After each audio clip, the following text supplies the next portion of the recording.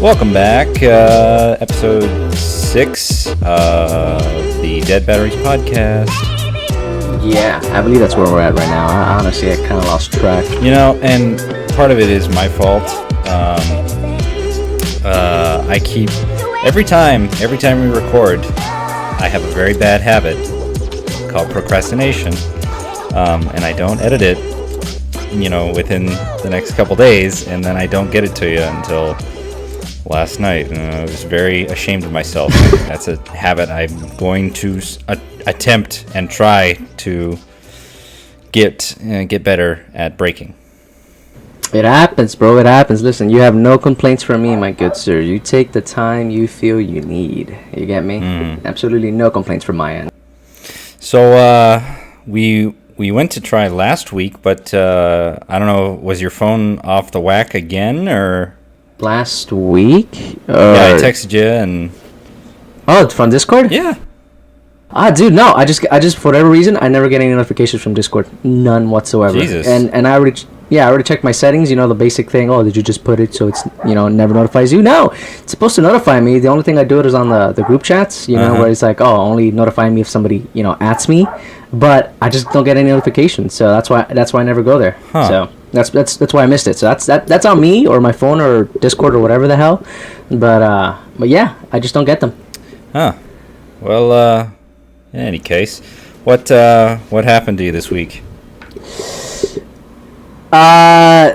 Stupidity is the most wonderful, most amazing thing you will ever have in your life, because I was playing with a I don't know if you know what a karambit is. It's basically one of the knives you kind of hold like that, and you kind of hold in your palm. It kind of has like a little like serrated. It kind of looks like a miniature scythe you hold in your hand type situation. Is it one of those little like teardrop curve type blades? Yeah, exactly. Yeah, the teardrop blades, exactly. Yeah, one of those. So, and mine has like a little hole, so you can kind of like grasp it. And I was twirling it. I was twirling it to the point, and I was like, showing off, right? I'm a cool guy, all that, bullshit. And then, ironically enough, it cut me. I was twirling it, and then I guess I put my forearm in the fucking way. So then it just like boom, it just pierced my skin, bro. I feel like it like knocked on the bone, type shit. Ouch. So, dude, I lost blood. I was woozy. I couldn't go. It happened on today is my 1 week anniversary from that shit happening. So it happened last week Sunday at night. I couldn't go to work Monday because I just wasn't comfortable driving and shit. So really, that happened to me. Yeah. I just wasn't comfortable driving. I felt a little bit lightheaded. Didn't want to kill somebody else or whatever the fuck the case might be. Yeah. And honestly, no job is worth your life. So I was like, fuck it. So, but that happened. Didn't go to the ER until like 2 days later because I was like, oh, I'll just put some gum and duct tape on it and it'll fix itself. The American healthcare system. You know it, baby. So I did that, and it was fine. Everything was okay. I was feeling a little bit of I want to say numbness and pain in my fingers to the point where I was scared. Yeah, I was scared shitless. I was like, okay, fuck it. I'm gonna go take that. I'll go take that bill. So I went to my local hospital, the ER. And funnily enough, fucking nobody quote unquote saw me. All they did was like, let me see your arm. I was, I showed them my arm. Let me see your other arm. I showed them the other arm, right? The perfectly fine arm. And they just basically compared and contrast. They felt both arms. They were like, you're fine. I was like, well, I have a little bit of pain, a little bit of numbness. I'm just terrified. Maybe I cut a vein. Maybe I hit a nerve. Like, I don't fucking know what the fuck happened. I'm not a doctor. Yeah, exactly. I'm not a fucking doctor. Yeah. That's why I'm here. And they were like, you're fine. And I was like, okay. Is that verbatim? I guess I'm That's fine. That's exactly how they said that. You're literally fine. Verbatim. You're fine. They were like, oh, and I was like, okay, I guess I'm fine. I still feel like a little bit of a soreness, if you will, like around the area, like I'm feeling it on the back of the forearm when it actually happened. The inner forearm, whatever the fuck you want to call it, sort of thing. Yeah, kind of like a tenderness, kind of like you've been working out and it just feels like a little bit sore, you get me? So, but aside from that, my hand feels fine, I'm normal, it doesn't look infected to me, I think I'm okay, and, I haven't gotten the bill yet, so I don't know what the damage is, but... I mean, as long as you keep that thing clean and... Oh, dude, that's the first thing I did. And... Just drenched it with alcohol, bro. Just drop the full fucking bottle on it. Straight up, bro. But, you know what I hate? because you were talking about tenderness. If you've ever and it just sometimes happens. I don't know what triggers it, but if you've ever had like the tender skin across your whole body, where you just even like to put clothes on, is just kind of like prickle. Oh, yeah. Like I don't know what causes that, but that's a really weird feeling for me, and I just that's something that just, doesn't give me a whole lot of comfort. No, dude, no, it was such a weird feeling, bro. Like you know that sensation when you when your leg is asleep but it doesn't feel like static yet. Mm-hmm. That was the sensation I was feeling. It was like my arm was asleep, dude, and I was terrified. I thought I was gonna lose it. You know, the whole worst case scenario. All the mumbo jumbo was like, "Fuck! Now I'm gonna be an amputee." But hey, at least I get the blue pass, right? Mm-hmm. Mm-hmm. but as I said, I'm fine. Everything's okay. It's been a week. You know, I feel better, so I guess we're good. Yeah, just keep on it. No, so you had some questions for me?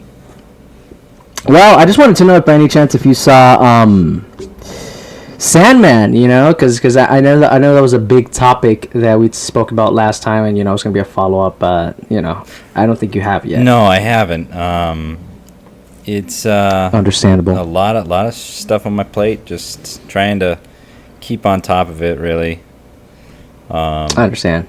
But you know what? I'm dog sitting next week, so Ooh. I will attempt to watch it. I've got a lot of stuff that I want to get done during those 4 or 5 days. I want to keep reading with Berserk. My buddy is lending me his deluxe volumes, so understandable.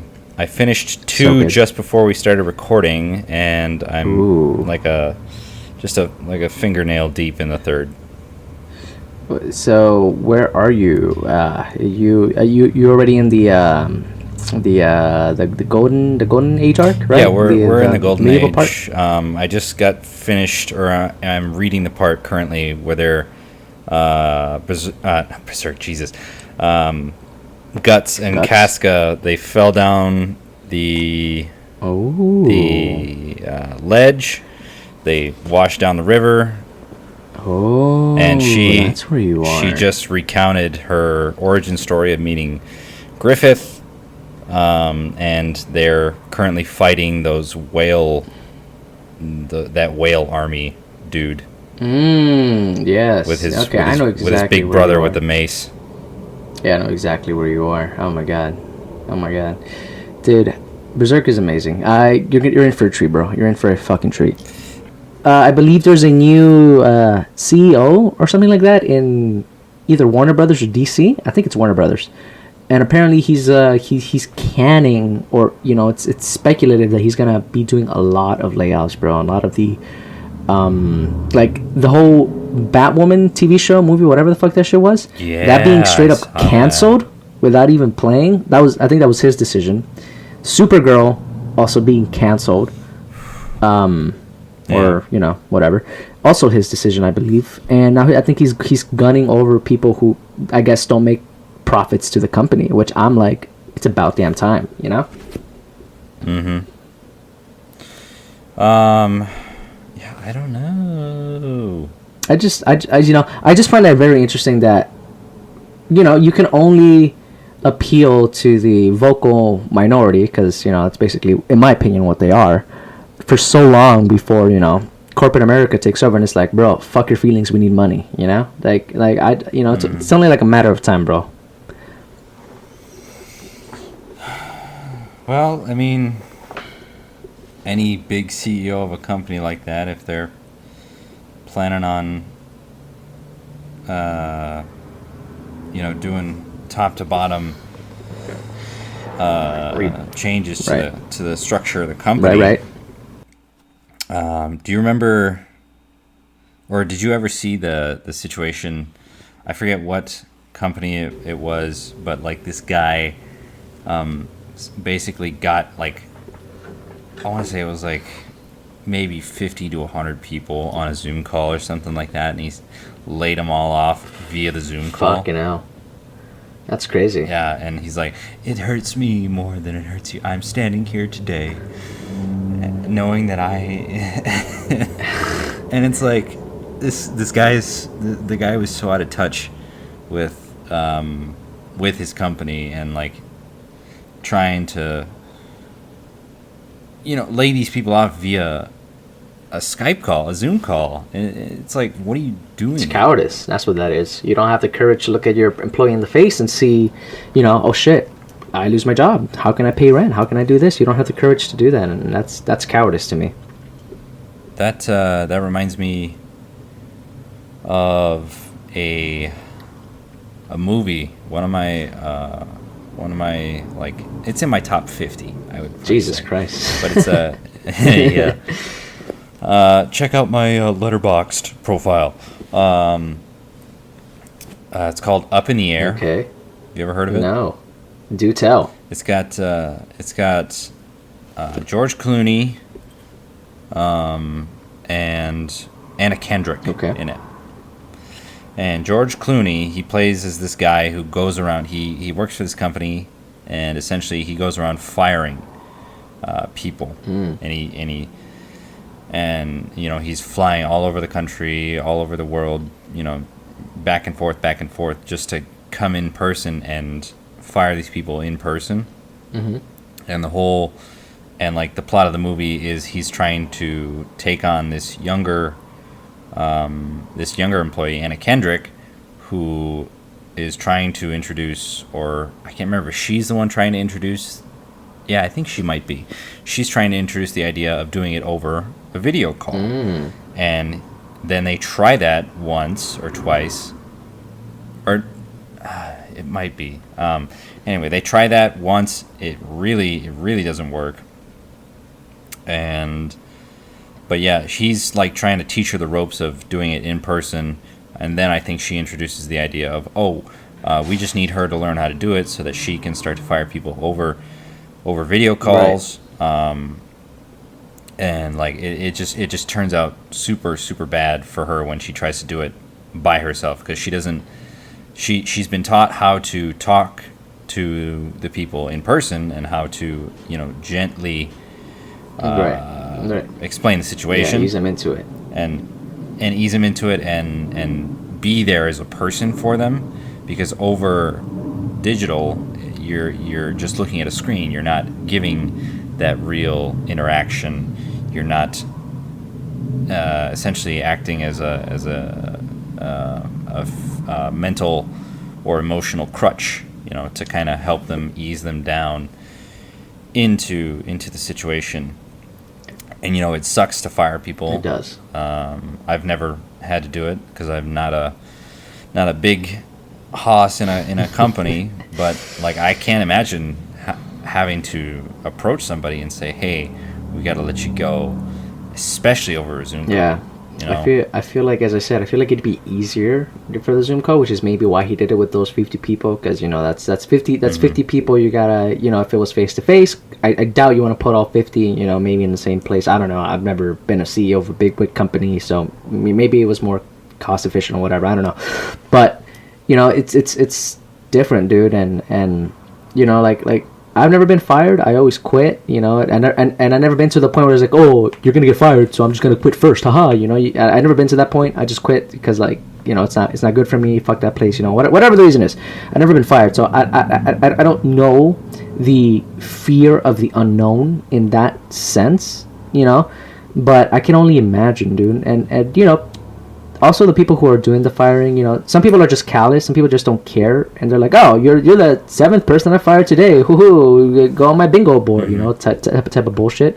Some people do care, and it sucks. It sucks because you just never know, and for me, I feel like if I was to ever get fired, my biggest thing would be like the uncertainty, like where do I go next, right? Like, when's the next time I'm gonna get another interview, and then potentially a job, and then potentially a paycheck. When's the next time this is gonna fucking happen? It's such a terrifying feeling to fucking have, and to just do it over Zoom is so brain dead, so like tone deaf type of thing, dude. Like, yeah, especially if you've got like a family, a full blown family. It's gonna be, that would be so fucking hard. I've seen Like I've watched interviews and stuff like that.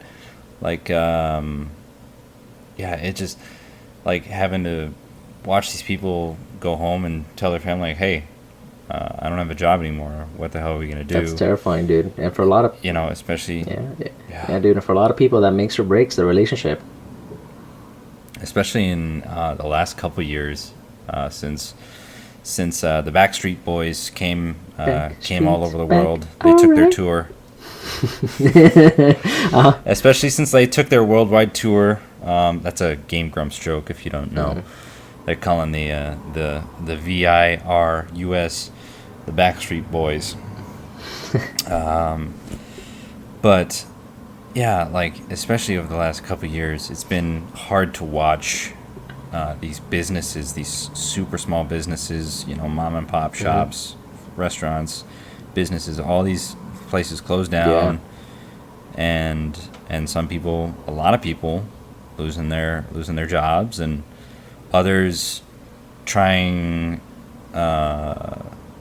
Others are reevaluating their career and thinking, and some of them have changed and started to change their career and go back to school for a different thing.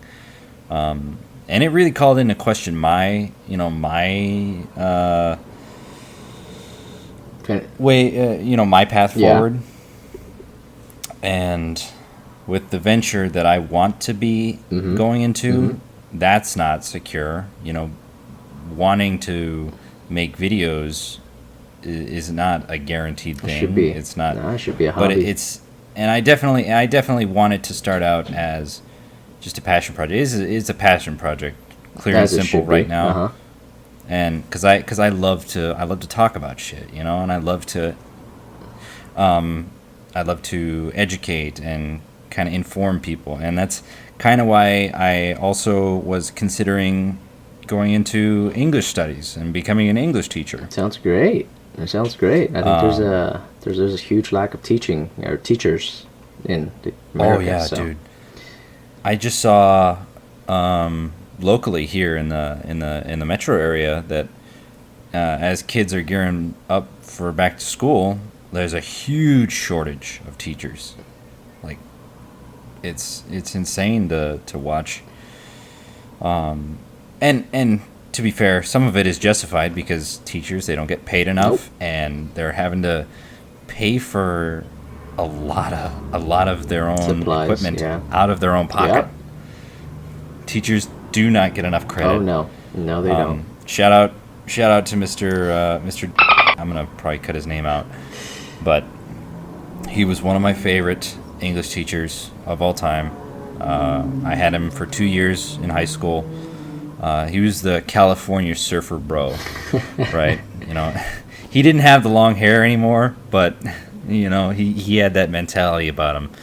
Hello, people of Seventh Hour. He was just the coolest. He is. He's not. Was. He is the. He's the coolest dude, and it broke my heart because I had him for pre-AP, a pre-AP class, and then an AP Lang. Okay. And that was the last year that he taught it because they changed the curriculum. They said, you're not going to be teaching this class anymore, and he was livid. He came into the classroom. He wasn't like yelling or anything like that, but he was visibly fuming because they told him that he couldn't teach this class that he so loved, and to impart that type of wisdom and the teaching aspect of it. Because like when I had that class, I think we read somewhere between five or 7 books throughout that year. Right. And I think I grabbed a personal copy for just about every single one of them, because the way he taught it, the way he imparted that knowledge and that wisdom and that way of thinking about those books, and not only just the knowledge that he gives us, but the books themselves, they were really good. Freaking Kite Runner, Life of Pi, Into the Wild, just so enriching mentally, and I got to go back and read them all. but it broke everybody's heart to watch him not be able to teach that. And I haven't heard from him since then. I've tried to get in contact with him just to check in and see how he's doing, but haven't heard from him. And I know he's doing okay, but I know, like, you know, in his heart, he's kind of probably hurting that he can't teach the way that what he wants to teach, the way that he wants to teach it, you know. I understand. I you know, and it's true, because I went to a very, very, very underfunded, very, you know, not the best neighborhood, as in people will lock their cars driving through the neighborhood type of school. And I understand the value of having a very, what's the word I'm looking for? A very enticing teacher, you get me? For me, it was a teacher called Mr. Hart. He was my my U.S. government and my civil science teacher, social studies teachers, all that you know, government political stuff. And it was great because he was a straight up hippie, bro. He had the long hair, you know. He you know, was a hippie back in the days. And his room is always dark. He always has like 2 mood lamps, you know. He has bean bags, you know. He was a very cool, chill teacher. And he did a bunch of stuff that you know, invoked, what's the word I'm looking for? Invoked the aspiration of wanting to know more in me. You know, before then, you know, that thirst for knowledge. Exactly, because he would always do things. He made us learn all the presidents of the United States in order, and he made us learn all the states and capital in order. Now, to this day, if you ask me, I don't fucking remember, but I did pass the class. but he invoked that level of curiosity in me that, you know, not knocking other teachers, but they just didn't have the same influence.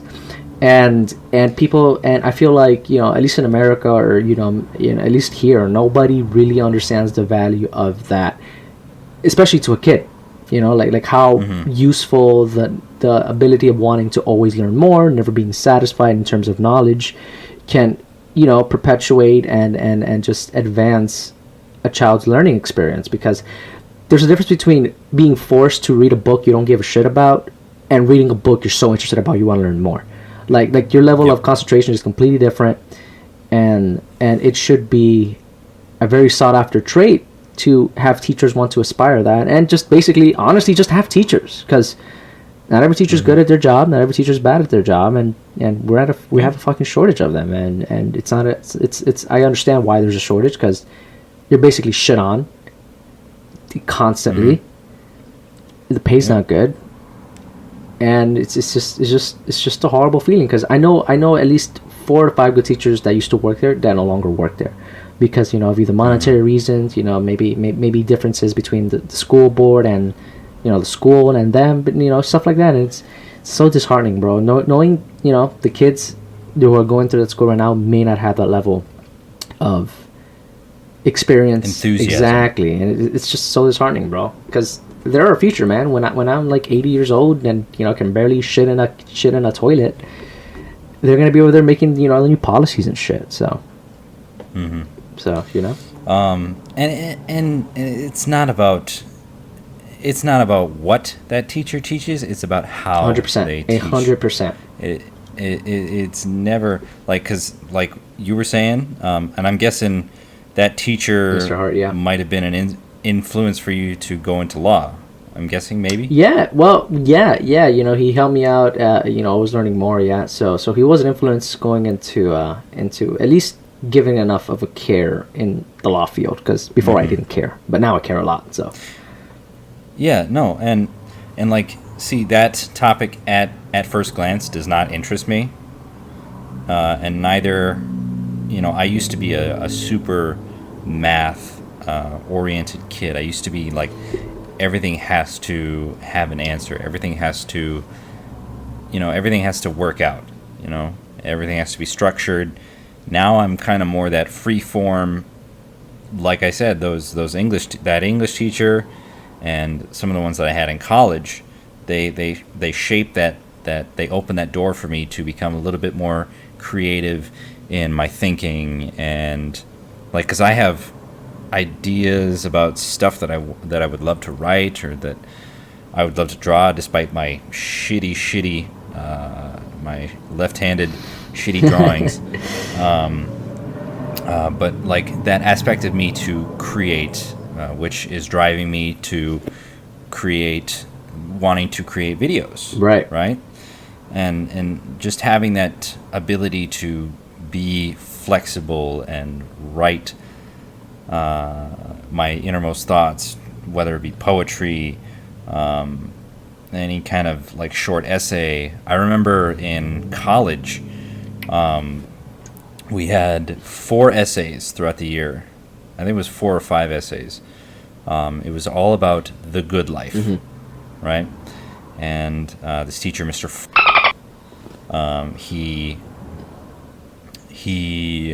He instilled this idea at the beginning. He's like, what constitutes a good life? You know, what does the good life mean to you? What does that look like?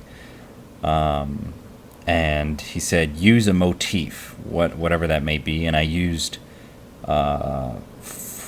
photographs, right? I used memories as photographs because that's how I perceive memories. I see an image and then I think, you know, that's how I was feeling on that particular day, in that particular time, and then I can let that picture play out from there. And he said, you know, just for this essay, use that motif, but I ended up using it throughout every single one of my essays after that. And I'll send them to you if you want to read them. But it was this really, really eye-opening experience of, you know, what it opened up a lot of raw emotions and feelings from stuff that has happened in my personal life that I was trying to cope with, and writing that stuff down actually helped a lot, and it helped me get past the outstanding issues hurdles that I had. I can relate to that, man. Like I always say, never bottle it up. Have an outlet, whether it's a friend, writing, you know, making music, whatever the case might be, because having it bottled up is never going to work out, man. It's an awful feeling. Well, I kind of want to segue out of the heavy stuff. How about you? Yeah, go for it. What you got? So I saw a picture on Instagram recently of you. You're looking back in the gym. Is that? Yeah. I'm going back. You know, I've been gaining a little bit of weight. I've been feeling a little bit bloated. So I'm like, time to hit the gym again, bro. I gotta go back and you know, grind it out because I'm bored, man. Bored of life. You know, got to do something. You know. So yeah. So are you do you have a plan in mind, or do you have like a regimen, or are you just kind of just going in there to go? No. I have a regimen. The regimen I did before that you know got me from like almost 200 pounds to like 140. I'll just Damn. Yeah, dude. I was almost 200 pounds. I was a big boy, you know, the man titties and everything, and I went to 140. Hey, they look good on you, you know. Don't lose them. but yeah. So I'm just gonna go back to it and see where it goes. Maybe take a little bit of a break until my hand feels 100%. You know, due to the me being a dumbass and cutting myself. But or just go kind of light on it. Yeah, just go kind of light on it for now. So that's where I'm at right now, and see how it goes. We'll let you know. I'm thinking on like 168 right now. So. You bench 200? I can bench 200 and that's it. Then I'm dead. I think my deadlift max was like 280, like 1 rep, because that's all I could do. But you know, because then you know I'm gonna knock the fuck out from like the lack of blood or whatever the fuck. But oh my gosh, I've seen some of those videos of people breaking their backs and their legs, and I'm like, oh god. See, that's how you know I'm in a dog, but mine goes, oh my god, I hope you have insurance. Let's see. Say it. Spit it out, big boy. What you got? All right. I kind of wanted to save this for maybe a couple of months in the future. Ooh, But okay. I don't really have a whole lot of other interesting topics. Uh-huh. I wanted to save this for October, because Ooh, October is my favorite Spooktober. month of the year. Amazing. Uh-huh. And I love the change of the season. Obviously, down there, you guys don't really. What is it? It's summer. What's the summer season? year round. Season of anime. Ew, Let's try One Piece, like 17 seasons. Amazing. First of all, I think we're like in the good 30 seasons right now. It's so good. Oh, okay, I need you to not knock on One Piece. It's so good. Hey, I know. I'm reading it, bro, and I love that's like I came into One Piece at like Water 7, bro. Ooh, that's a good place to start, though. That's a good place to start. Not gonna lie. It was long. It was the arc before it with Foxy and the Long Ring Longland. I'm sorry. I'm sorry for your loss. I would have understood if you dropped it right there and then. Honestly, since I came in there, I have a lot better like appreciation and nostalgia for it. I'll be honest, because I started because I would come in for Toonami on Saturday nights, and I can't remember what I was watching. I think it was Attack on Titan at the time or something like that. Mm-hmm. Yeah. And then One Piece would come on, and I'm like, oh, this is kind of cool. This is kind of cartoony. What's this? And dude, that freaking opening. Ooh. Just that's my favorite opening. That opening 5. And then watching. Sing it for me. Sing it for me. Come on. Daishamoru ga sayane sumo wo. Yeah, that's a good one. That's a good one. There it That's a is. good one. That's a That's good a good one. one. I That's a good love one. But yeah, I came in there, and so I have a little bit more of an appreciation for it, and I love Funky Luffy, Afro Luffy, Afro Luffy. So good. Afro Luffy, Prime Luffy. So I have a little bit more of an appreciation for it because I came in there, and obviously I shit on Foxy too. Even then, Flare beam. I'll still shit on Foxy given the opportunity, but fuck I still Foxy. have more of an appreciation for it. You know what? I saw a theory. Ooh. Okay. Recent One Piece spoilers incoming, so like Yeah. the latest chapter Uh-huh. or potential future stuff. Okay. So if anybody who doesn't want to listen, skip forward maybe a minute or 2 minutes. I saw a theory that when we meet up with Shanks next, which could be really very soon or the next thing that happens, Okay. when we meet up with him possibly on Elbath, Okay. we're probably going to go into a Davy back fight. We might. Davy back fight? Yeah, that's what they did in Long Ring Longland with Foxy, where you fight, and you can so whoever loses each round, they have to either give a crew member or something of value. You right? think you're gonna do that with Shanks, like the Straw Hats versus Shanks? I think that might be the case of what may happen, because obviously Shanks is not going to just welcome Luffy with open arms, right? He's not going to say, "Hey, you're a great pirate now," and that's kind of what they were nodding at with some of the previous chapters, with like some of the most recent chapters, right? Because Shanks came in, shot freaking hockey from 30 miles away onto Green Bull. Yeah. And so he's not going to just welcome Luffy with open arms, because Shanks has to keep up appearances, right? Because Bartolomeo, the dude with the barrier fruit, Yeah, I remember. him. he's been cutting down and burning red hair flags in their territory, so they have to keep up appearances, otherwise they can't be considered the top dogs, right? Interesting. So they're gonna have to go attempt to claim the One Piece. Okay. Interesting. Or they're gonna go off to Elbath, and they're gonna kind of wait for Luffy, and Luffy's gonna essentially have to prove himself worthy of standing alongside Shanks and potentially inevitably surpassing him. And what I think may happen, I think this is YouTuber Ohara's video that I watched. So credit to him, I believe is where I found this. But Okay. essentially, so they're gonna fight, and it's gonna be a close battle. But instead of Shanks, Shanks is gonna, probably take the members, and eventually Luffy's gonna win them back or whatever, whatever happens, and then because what Shanks had said is like, give me this hat back when you become a great pirate, right? Yes.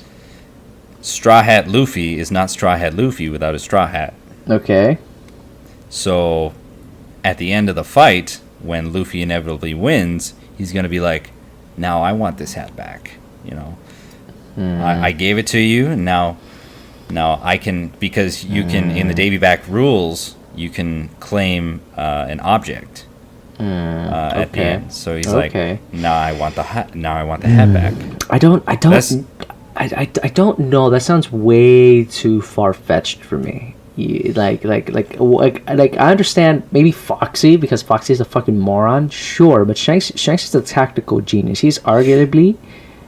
So I see no point as to why he wouldn't want the Straw Hats crew. I see no reason as to why he would hinder Luffy in any capacity. And it could be true. He could do the whole, the whole shonen thing where I'm just testing your power, so we're both gonna go all out and see who's better, all that mumbo jumbo.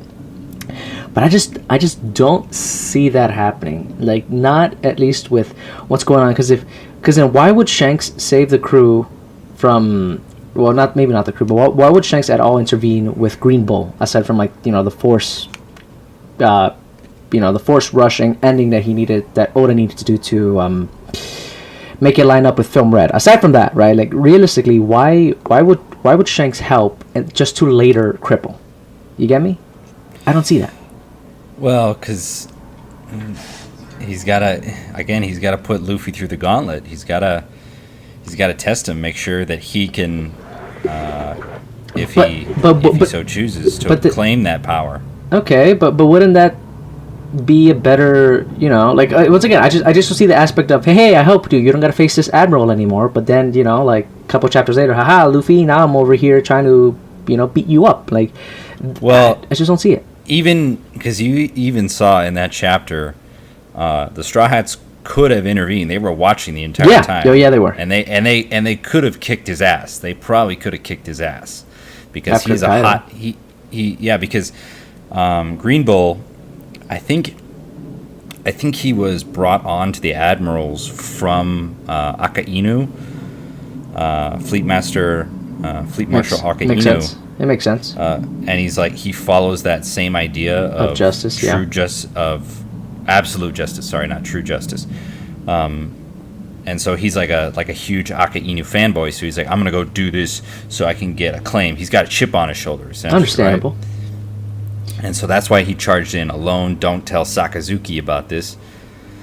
And it just shows the gap in power that Green Bull has. To Shanks, because obviously he just freaking sent out a shockwave of just ass, and Shanks sent out that shockwave of ass in Green Bull's direction, right? I understand. So there's that gap in power, and so now Luffy, he's somewhere in between. Green Bull and Shanks.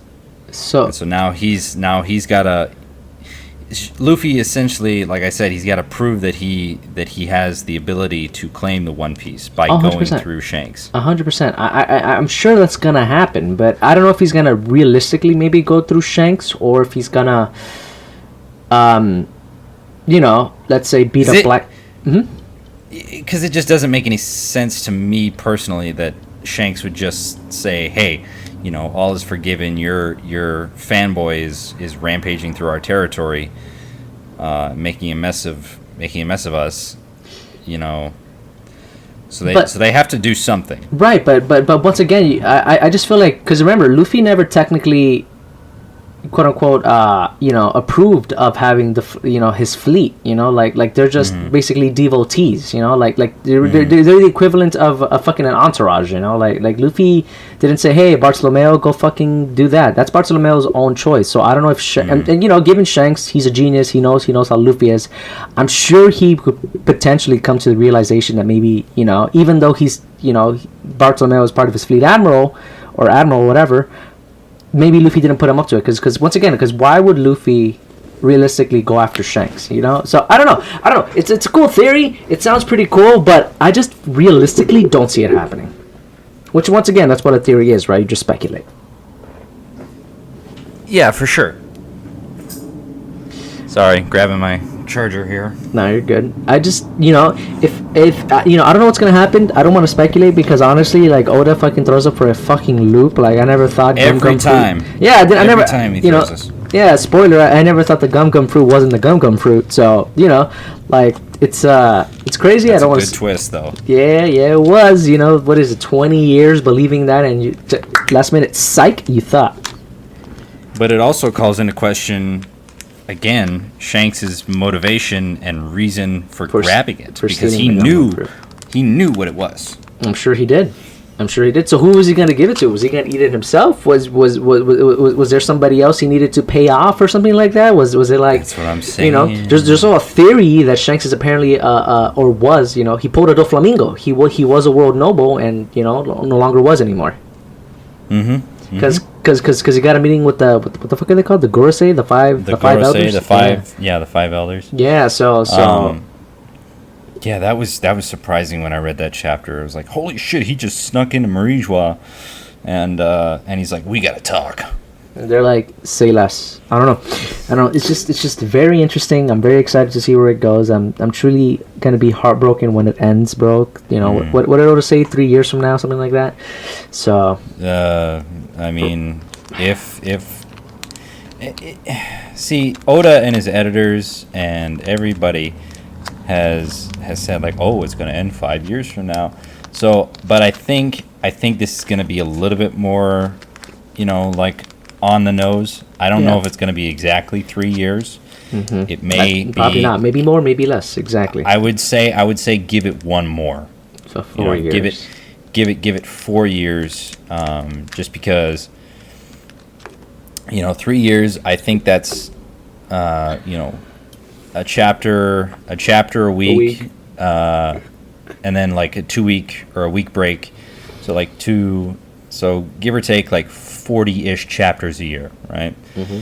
So another 120-ish chapters. Oh my god, it sounds so little when you say it like that. Oh my god, Don't scare me, please. So another 120-ish chapters, maybe. I would probably err on the side of 3 or 4. I would probably say 4. I don't think we're gonna push 5. I don't think so either. I'm just gonna be so sad when it ends, bro. Like I just don't want it to end, but it should at some point. As much as I don't want it to.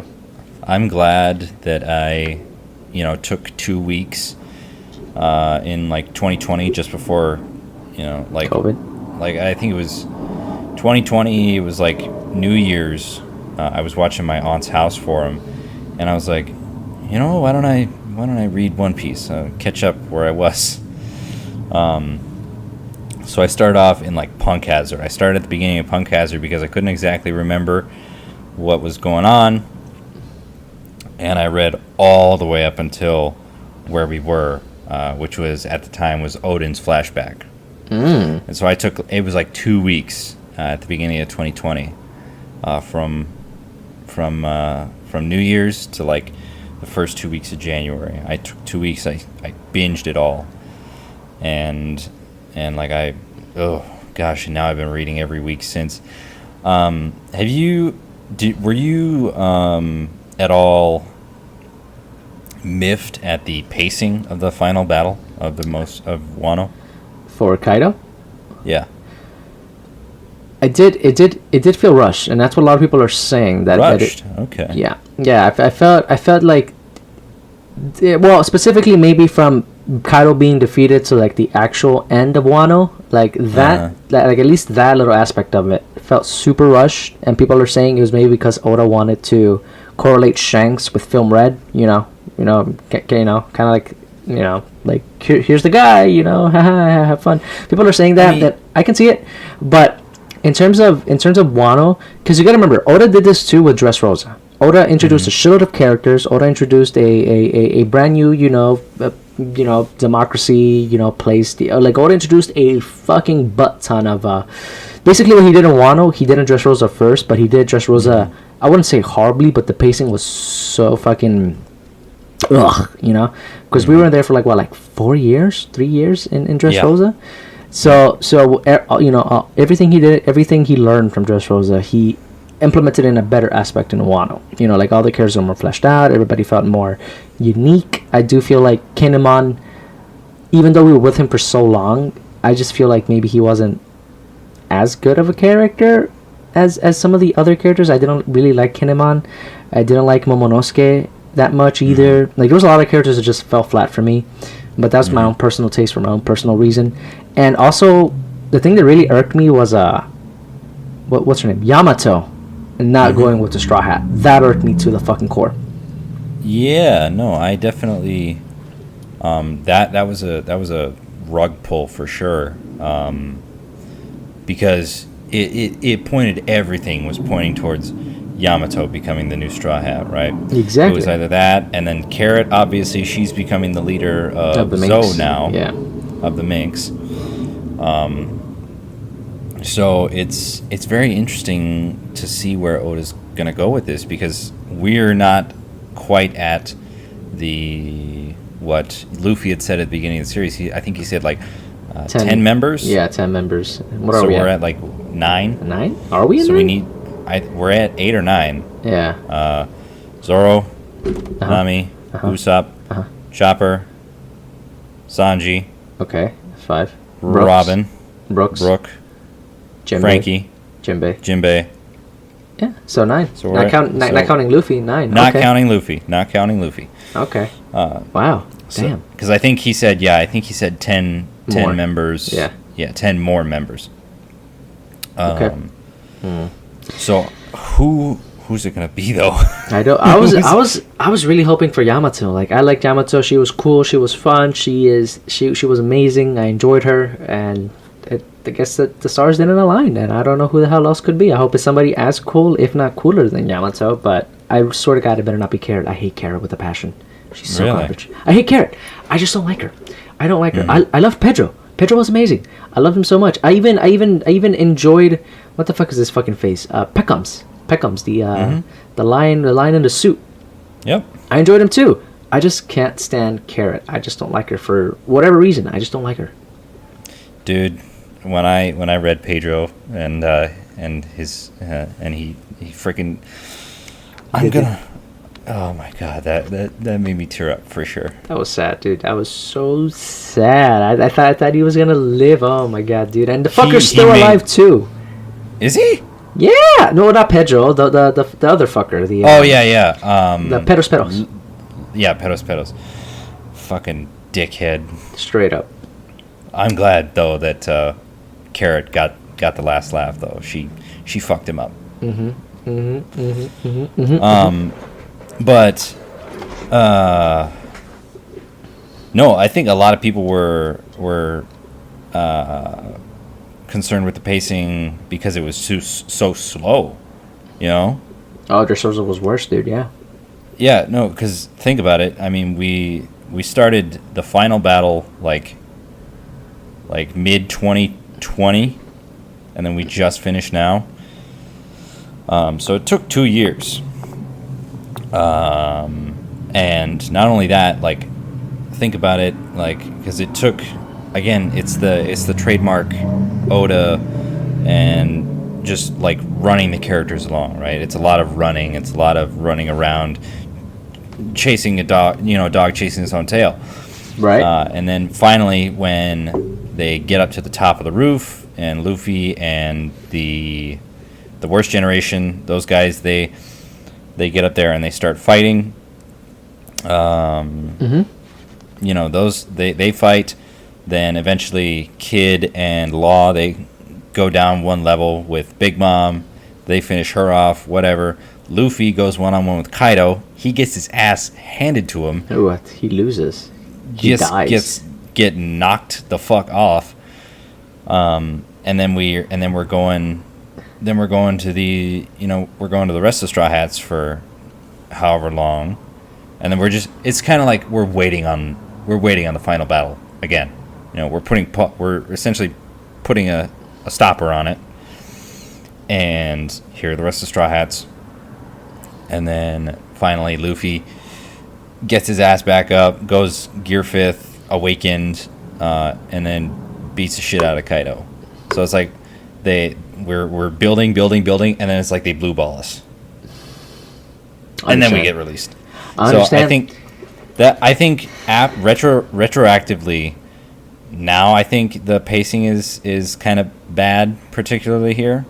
Mm-hmm. But yeah, reading it week to week was a bit of a slog, I would say. For me it was a slug because I just wanted to get my hand on the next chapter and see what happened, Mm-hmm. and then I think it was like when we finally saw Luffy laugh and Zunisha said Joy Boy is coming, and then I think he took like a week off. I was so pissed. I was like, why now? Dude, man. But I do gotta hand it to Oda though, as long as One Piece has been going on, it's a very consistent story. It's very rare that you can find plot holes and that didn't make sense type of situations in One Piece for as long as it's been going on, which is, I think it's pretty cool. One Piece is a lot of it's such a standard shonen.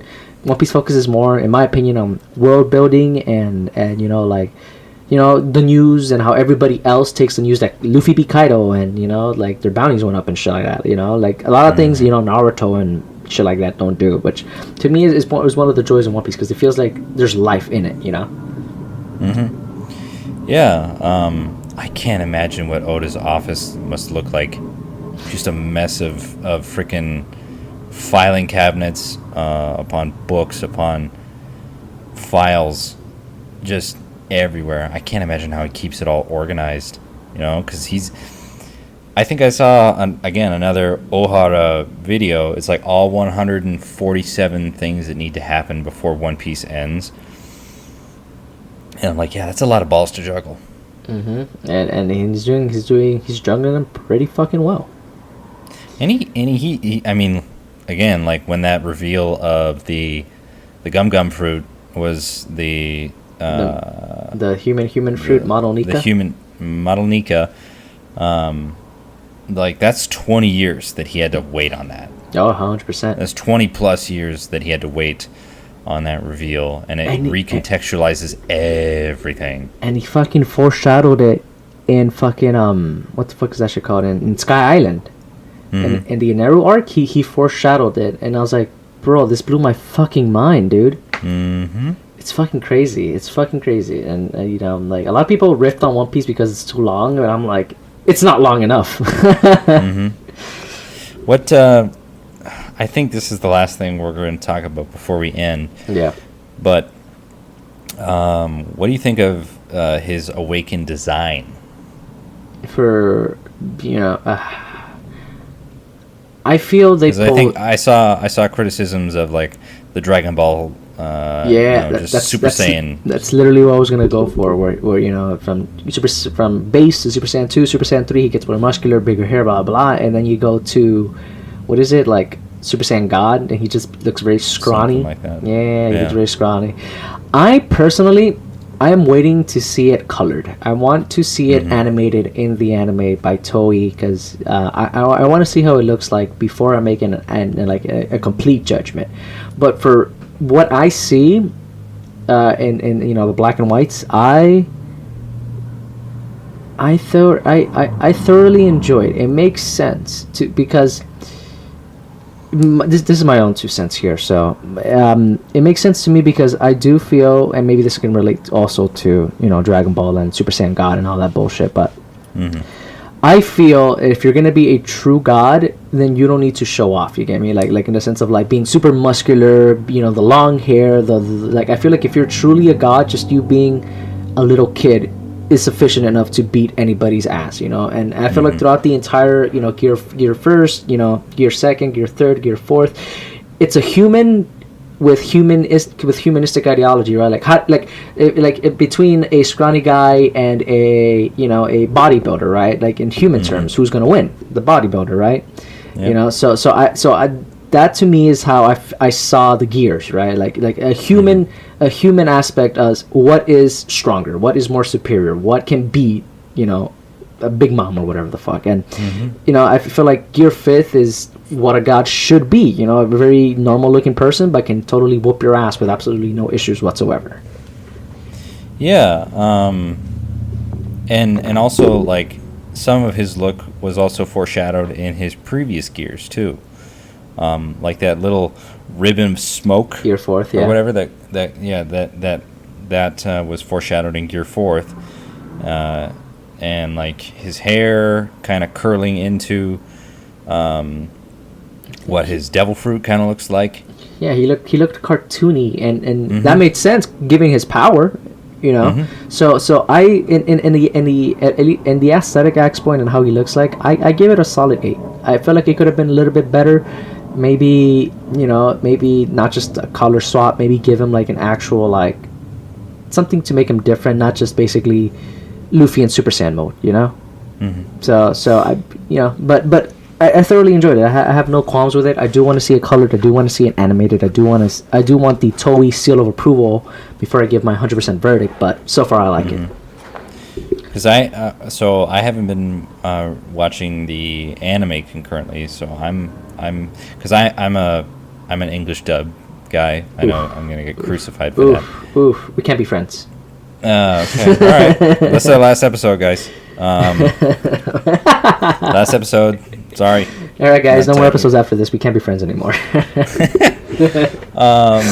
But so I'm not even really, you know, keeping up with the English dub anime, which I hear from a guy at the gym that I talked to is that we're at like 800. I think in the anime. Yeah, in the anime with the English dub. No, with the English dub. I don't know. I watched the dub, so I don't know. I'm saying, you know, I know we're at like 1,000 plus. Yeah. The sub, but yeah. I think so I've been watching clips from like, especially once we got to Wano, that whole animation style change. Oh my god, dude! When it first got announced, right, and the Crunchyroll, you know, trailer and YouTube or whatever, I was like, I see no difference. Everything looks the same. Why is everybody saying it looks so much better? And then I go to it, and then I started, and then a friend of mine were watching it from episode 1, and then I see the difference. I'm like, oh, it is so different. You know? Yeah, from what I saw or from what I listened to, it was a totally not Mark video. Again, I'm shouting out more YouTubers. It was totally not Mark's video on the end of Wano. And he talked about the whole, like, all of the animation team on One Piece was revamped. People got promotions, and like they completely changed it up to be able to do that. And it was an interesting point to see. Like, this is what hopefully that the rest of the series is going to look like. Going forward. I see no reason why not. I don't see any reason why not to either, because especially like in Dressrosa, like that animation really suffered. Oh, 100%, dude. But like, that's Toei's fault, because those fuckers are on the weekly releases, when, you know, all the other shonen animes, they get a season, you know, a little bit of hiatus, and then season 2, and then, you know, hiatus, season 3, whatever the fuck. Like, Toei just, nah, bro, you're working every fucking week, and I'm like, bro, you're hindering the anime, dude. Like, I'm sure you've noticed the pacing, bro. We're like, they're in the forest for 4 episodes, right? They're running away in a forest for 4 episodes, and I'm like, I mean, what the nice thing about the One Piece anime's filler stuff is that it's almost always like story related. You know what I'm saying? Like Okay. from what I heard, and from what I heard from the Wano arc, is that they added some extra episodes in there to kind of fill out the story. Obviously, to give time to Oda to keep writing, but to kind of flesh out it's Wano a little bit more. It's also and like, yeah. oh, It sorry, could- go ahead. No, it could also be a a pandering tactic where you're just stalling for time. Because think about it. Think about it. We get the like watch your standard anime for One Piece. You get you get the Toei intro. You get like a good like 2-minute music segment, and then you get like an actual maybe like 2-minute. Hey, this is what happened in the last episode. This is where we left off, and then you get like a whole minute of credit. So maybe 30 seconds plus 2 minutes plus 2 minutes. That's 4:30. It's like 15 minutes of actual footage. Yeah, 15 New minutes of footage. actual footage. Yeah, so I can understand why some people feel the pacing is awful. I can understand. Yeah. Do you remember? I think it was. What the hell is it called? The Marine Base number 8. That filler, right after they drop out of the Sky Island. Oh, okay. Yes, I was. Yes, I remember that. It was like a lot of people or some people were calling it canonical filler because that was like one of the best fillers in regards to One Piece. Because they kind of want that to be enshrined in the canonical story because it was really good, and I would agree because the commander of that base, he treated catching the Straw Hats like a chess game, and it was always this back and forth of what do I sacrifice, where do I move, and it was just an interesting little mini arc of like 3 or 4 episodes. Well, I realistically don't remember. I know what you're talking about. I just don't remember the episodes that well. But I don't know, man. Like I really get confused with the whole, what's canon and what's not. Because Dragon Ball, example, right? The Broly movie's canon, Frieza movie's canon, Battle of Gods canon. I don't even know if the new movie that came out right now is canon. I don't know. It seems canon to me, but I don't fucking know. That's canon? I don't know. Which one? Broly? Dragon Ball Superhero. I don't know.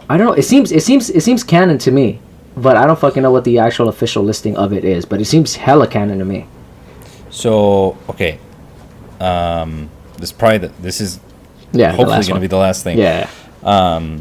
But apparently here in the West, the Dragon Ball Superhero has been doing really good, like better than it has been in Japan.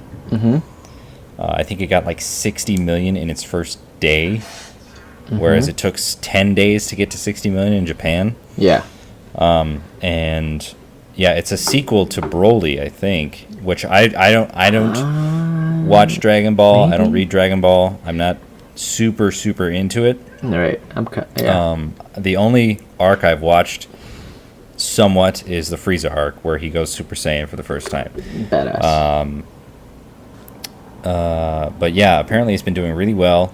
From one of the guys that I watch on YouTube, he said that he was wrong to pass judgment on it beforehand because apparently some of the 3D CG actually looks pretty good, and Goku and Vegeta aren't even the main characters. No, they're not. It's all focused around Piccolo and Gohan. They get the power boost. People are arguing if their new power boosts can beat Ultra Instinct Goku and shit like that. So they're pretty powerful now, which is about time because fuck man, everybody all the Z fighters are useless except Goku and Vegeta. So I do agree that because Piccolo, he's probably my favorite character in Dragon Ball as little as I've watched of it.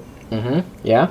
And he gets shafted 100%. a lot. They all get shafted, bro. It every single anime or movie that involves Dragon Ball, it's always, hey, Z fighters, just hold off until Goku and Vegeta get here. You guys really can't do anything against the big baddie. Ha ha ha ha. It just gets boring. It's repetitive, and I understand why they needed this movie to flesh him out, make him stronger, so that. And Gohan's new form, pretty badass. I watched the movie. I didn't like the 3G until the main battle scene. In the main battle scene, it looked beautiful, but you know, have you watched Berserk 2016? I've seen clips. And you know how shitty it was. Yeah. The CGI. I felt like it was I feel like Dragon Ball was better, but it felt like that to me until, as I said, the actual main, you know, creme de la creme, where you know they actually fight the big baddie. So, but it was beautiful. It was a very beautiful. At least, as I said, the big baddie scenes. It was a very beautiful shit. I really enjoyed it. It was a spectacular. I recommend it. You know, you'll fall in love with the Gammas, which are the new androids that are made. You know, spoilers, whatever. But yeah, highly recommend it. Highly recommend it. So me, as a non-Dragon Ball Fan. as a non-Dragon Ball fan, as a non-watcher, as a non-keeper-upper, Yes. should I go out and watch this anyway, just to give my 2 cents on it, just so I can see what it looks like in person? You should watch. You can watch it and enjoy it, right? You can watch it, plug off your brain, and say, "Wow, that was a good movie." 100%, no doubt in my mind. But if you want to care enough to where the story kind of makes sense, you should watch the movies that came before it. You can skip. You can skip the Frieza movie. You can skip that one because at least in a lore aspect, it has absolutely nothing to do with this movie. But you should watch the other. You should watch Battle of Gods. You can skip Frieza, if you want to. You don't have to, but you can skip it. Makes no sense story-wise for this movie. You should watch the Broly movie, and then you should watch this one. Okay. For it to kind of make sense, because you're gonna be over there and be like, who the fuck are these people? Why are they here? What is this planet? Who the fuck are like little tropes that if you know, if you know, if you don't know, you don't know, right? Okay. Well, I'll definitely look into it. Other than that, guys, I think that'll be it for us. 100%. Anything else you got?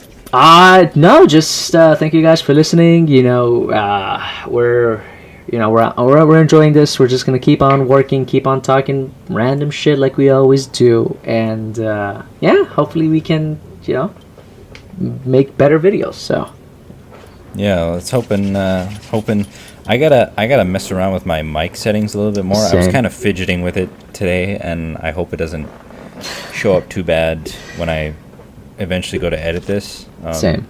So I'm hoping like it doesn't. I'm not peeking out too bad in some spots, but I can always fuck around with it and we'll figure it out. But 100%. I definitely gotta fidget around with it and find the best directions for these dials, because there's so many different like volumes that I have to keep in mind, like on my computer, on my headphones, on the microphone.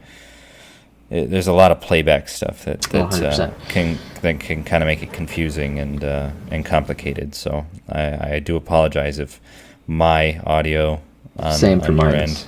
Nah, I mean, you sound crisp for me, bro. Sound crisp. But all right, all right. I think we're gonna call it here. Thank you guys for watching once again, and we'll see you in the next one. Bye. Bye.